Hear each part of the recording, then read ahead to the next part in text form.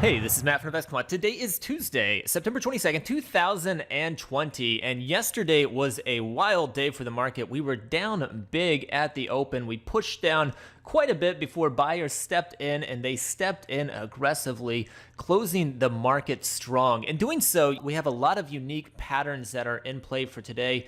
All kinds of different things around making new lows. We had strong closes. We had some oversold readings, some interesting seasonality stuff. But going through my research, I saw a lot of mixed data this morning. So I'm going to tell you that up front as I get ready to show you a pattern that will show a bias to it, but it is one among many that are in conflict this morning. So the one that I'm going to end up showing you this morning is a rare pattern that when I look at a chart, that's the one that stands out the most to me. And that pattern is closing at a 10-day low, but at the top of the range. So let me set this up and discover, and I'll show you what this has looked like historically. We're gonna look at all four instruments. The setup is gonna be based upon getting long at the open of regular trading hours, which is 9:30 a.m. Eastern time, exiting at the close of regular trading hours. Now, normally I go on this opening filters and I zone in on where we're going to open.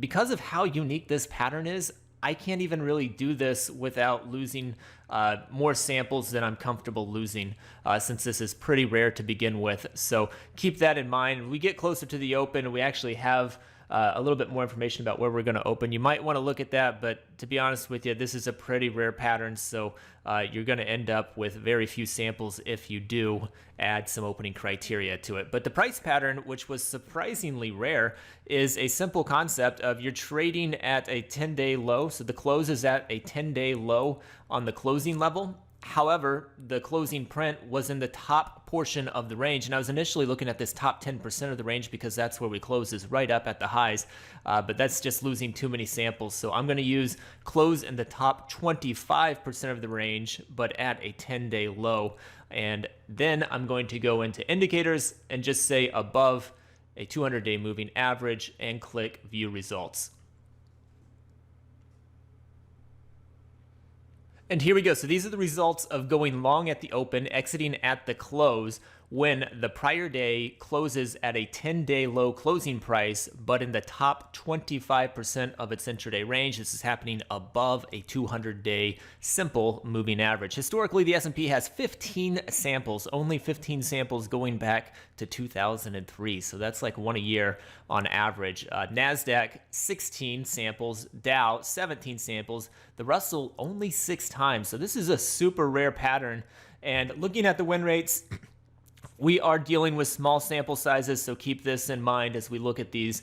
The win rates are quite strong here in the S&P, 73%, the NASDAQ, 69%, the Dow, 65%, and the Russell, with the fewest samples, 33% on that win rate. The average win to average loss is a little bit better than the average loss here in the S&P, a little bit better in the NASDAQ, and quite a bit better in the Dow historically. That is not the case with the Russell, which is kind of doing its own thing over here.